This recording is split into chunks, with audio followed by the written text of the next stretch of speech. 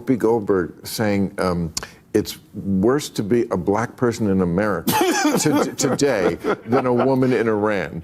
You know, I say we were talking about the trans issue before, and the New York Times really has come over on that to the sort of the sensible, liberal, not crazy woke position. I think this is a great first step toward getting the Democrats back to sanity, and a second good step would be we got to do something about The View.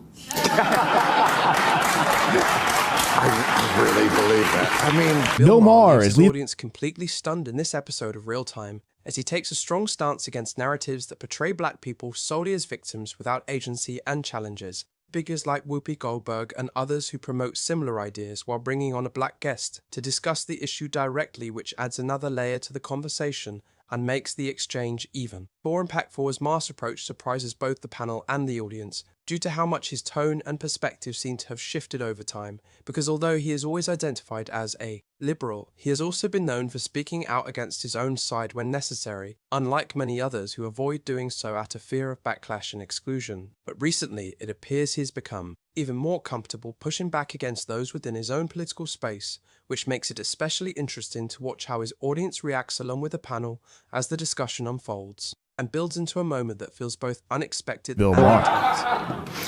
That's what I mean. He's not a humorist. He's a comic. He's funny. You know, there's a difference between a humorist and LOL. Okay. For Wesley, what was behind the rightward shift of black men toward Trump in the last election? I think I touched on that a little bit. I think whenever you have a candidate like Kamala Harris that clearly was not the choice of the Democrat Party, when she got shoehorned into that space, and then you tried to roll out Megan Thee Stallion and Lil Jon and the East Side Boys, and everybody was trying to say, hey, black men, let's vote for this now. I mean, it just really didn't work. Well, most of them still did. Well, one in three black men. 1 in 3 black men in the state of Texas voted for President Trump. Okay, well, that's men and in a state. Well, I'm being very specific here because it does matter. We are seeing a seismic shift, and that's the most vote, the highest vote that we got in the Republican Party in the history. No doubt about it. Trump did better with minorities across the board each time he ran, including the time he lost. It's a thought.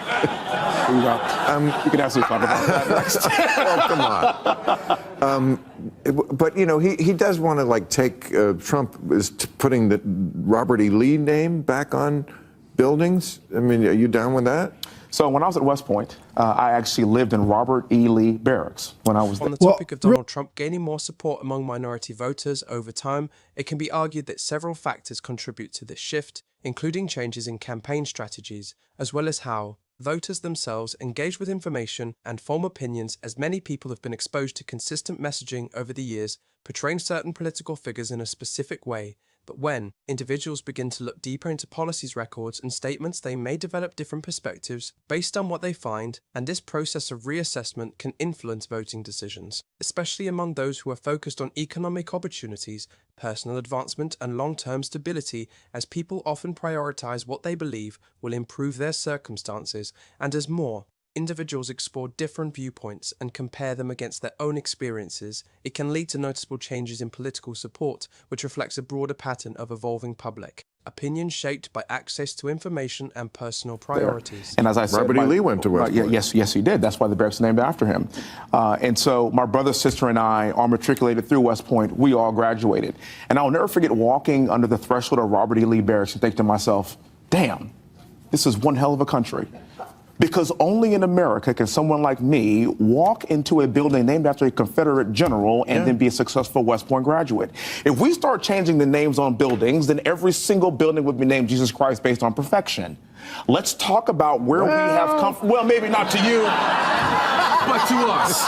Maybe not to you, but to us. A lot of them, some of them would be Moses. Depending on where you're at. I bring that up because I want to talk about the progress, and the idea of us changing names on buildings actually doesn't harken us back to times where they weren't as good. And statues, and how too? can we not? Oh, I am. My wife is. I've been black my whole life. Yes. So far, still.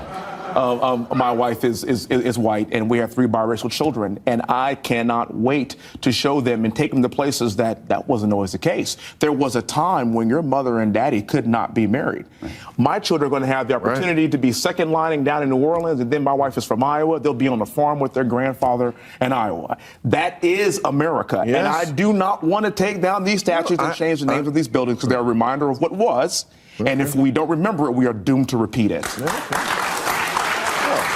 So there's a reason for it, I see.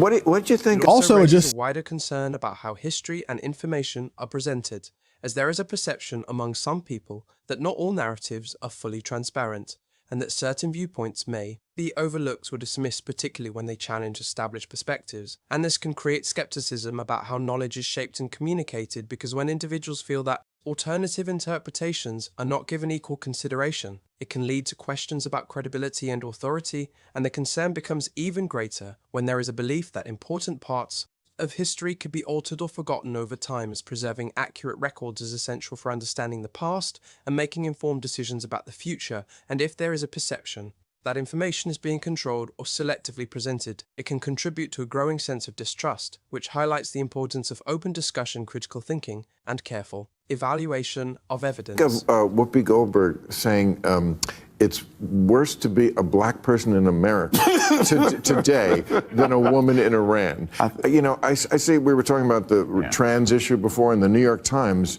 really has come over on that to the sort of the sensible, liberal, not crazy woke position. I think this is a great first step toward getting the Democrats back to sanity, and a second good step would be we got to do something about The View. I really believe that. I mean, could you just it's huge in Iran, though.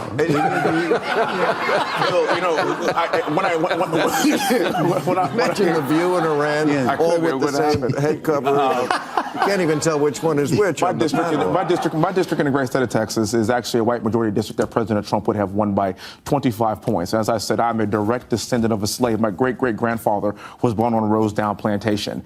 I am literally being judged not by the color of my skin, but by the content of my character. That's the progress, because, like, a lot of white people had to vote for me.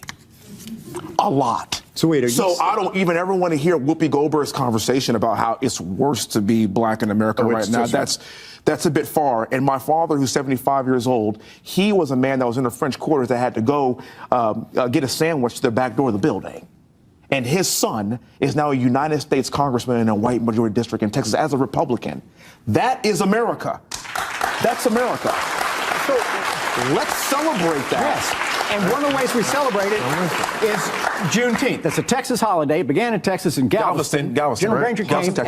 There is also a broader reflection on how people view their country and the opportunities it provides, as while there are valid criticisms and ongoing challenges, many individuals still recognize the advantages and possibilities available, which is why people from different parts of the world often take significant risks in the hope of reaching a place where they believe they can build a better life. In this reality highlights a contrast between those who focus primarily on shortcomings and those who emphasize opportunities and progress, and it raises an important conversation about perspective, gratitude, and the balance between acknowledging problems while also recognizing the aspects that make a place desirable to live in. And as discussions like this continue, they often reveal strong differences in how people interpret the same environment based on their experiences, expectations, and values.